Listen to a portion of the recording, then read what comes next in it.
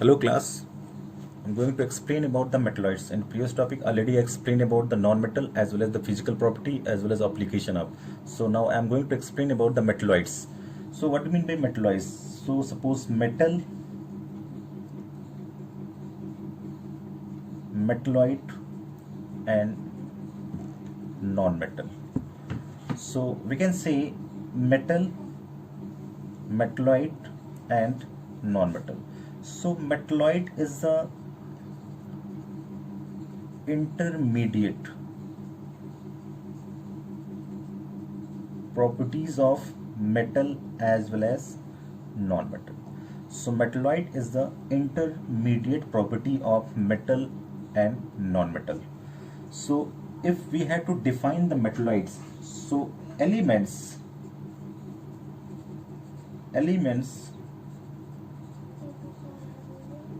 which have properties in between those of metal and non-metal are called metalloid, or we can say these are semi-metals. So already explained. So metalloid is the intermediate property of metal and non-metal. So if we have to define the metalloid, then how to define? Elements which have properties in between those of metal and non-metal. So that means simply we conclude that metalloid is the intermediate property of metal and non-metal. So the property which is present between metal and non-metal is known as metalloid. So this is the definition for metalloid. After that, these elements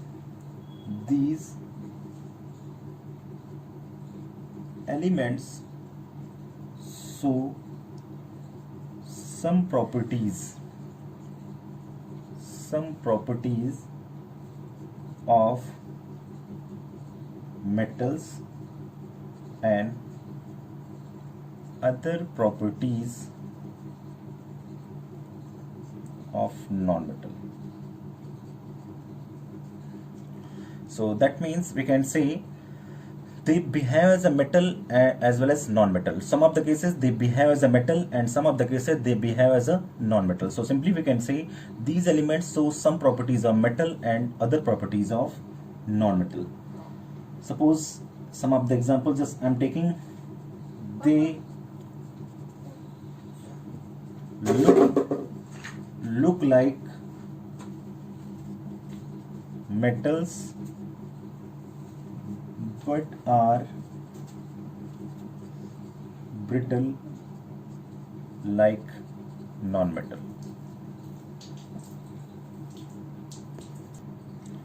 So suppose I'm taking example, they look like metal but are brittle like non-metal. So suppose we are watching the metalloids, so that time they look like metal but are brittle like non-metal. So we can say they are neither good conductor of electricity nor non-conductor like non-metal. So we can say they are generally semiconductor. We can say metalloids are semiconductor because they are neither good conductor of electricity nor non-conductor like non-metals. So that's why we can say metalloids are semiconductor of heat and electricity. So some of the example of metalloids like silicon,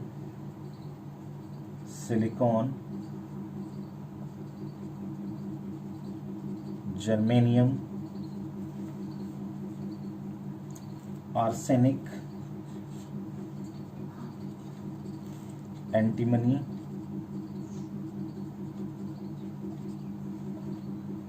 tellurium, etc. So there are 7 to 9 metalloids are present. So these are known as metalloid.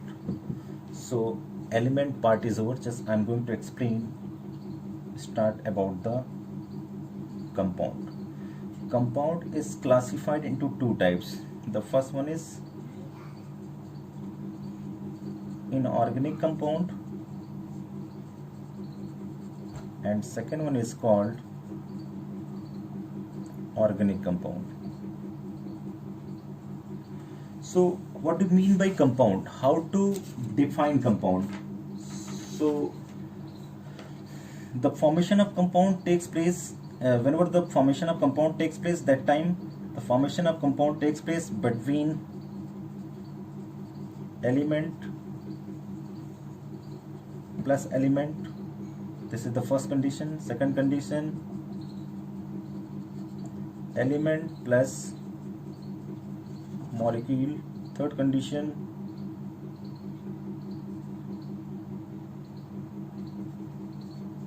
molecule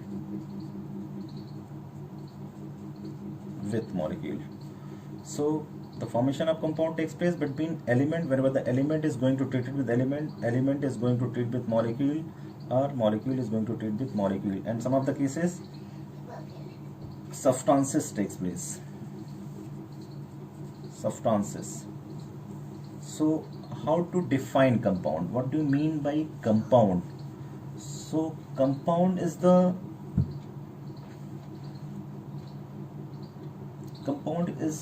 known as pure substances. So in previous topic already I explained about the pure substances. Under pure substances we can explain element as well as compound. So element part is over. I'm explaining the compound. So a compound comes under in pure substances. So pure substances already explained. Pure substances means they are made up of only same kind of particles. So if we have to define the compound, then how to define the compound? So a compound is defined as a pure substance made up of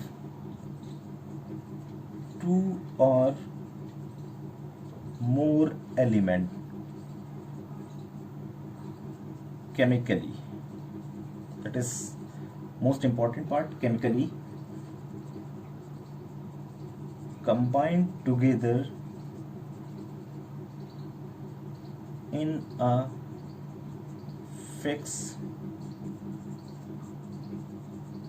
proportion by mass.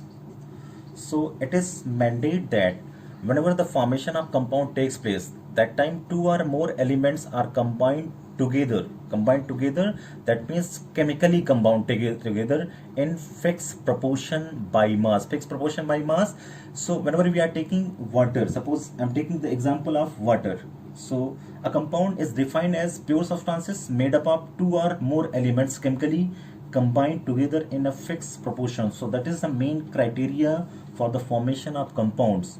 So they react chemically as well as in fixed proportion by mass. Whenever we are taking the raw material for the formation of water, suppose I'm going to explain about the example of some of the compounds like water. So what will happen in case of water? So already we are knowing about water is made up of hydrogen and oxygen. They combined chemically, then they form water. Then how they are combined to each other? So suppose hydrogen having the mass 1 and oxygen about 8. That means because hydrogen, the atomic mass of hydrogen is equal to 1 and the mass of oxygen is equal to 16. So suppose H2O. So H2O means 2 into 1 then 16, any 2 into 16 ratio, then the 6. Then in case of water molecule, hydrogen and oxygen present in the fixed proportion of 1 by 8, 1 ratio 1 is to 8 by mass. So the formation of water molecule takes place as per term of the fixed proportion by mass, because water formation is 1 is to 8 by mass. So this is the example of water molecule. Suppose I am taking the carbon dioxide. The next example is carbon dioxide. The carbon is present as well as oxygen is present. So carbon is equal to 12. The atomic number is carbon is equal to 12 atomic mass, and oxygen is equal to 16. Then carbon CO2, CO2. Then carbon is equal to 12. Then oxygen 16 into 2 is equal to 32. Means 12 is to 32. Then what will happen? They are present in 12 is to 32 or 3 is to 8 by mass. So the formation of compound takes place by the combination of 2 or more elements react chemically or combined chemically in fixed proportion by weight or fixed proportion by mass is known as compound. After that, I am going to explain about the properties of compound. So what do you mean by properties of compound? So there are some of the properties are present in case of compound. So just individually I am going to explain about. The first one is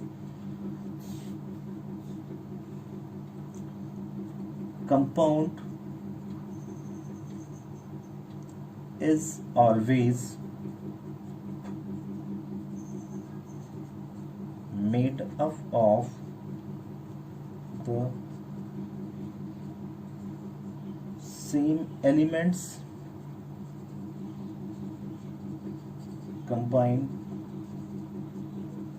together in a fixed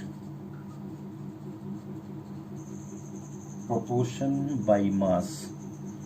So this is the first point of properties of compound. Means compound is always made up of the some elements combined together in a fixed properties by mass. So in that case, whenever the elements are combined or joined chemically in a fixed proportion by mass, that time the formation of compound takes place. So just I'm going to explain the second property of compound. The second property of compound is whenever the formation of compound takes place, the formation of compound takes place, that time the chemical change takes place. Chemical change or chemical reaction takes place. Chemical reaction takes place. Why the chemical reaction takes place? Because the formation of compound. Suppose I am reacting the chlorine with chlorine molecule, then what will happen? The formation of molecule takes place. Suppose chlorine is going to treat with sodium metal, then what will happen? The formation of compound takes place.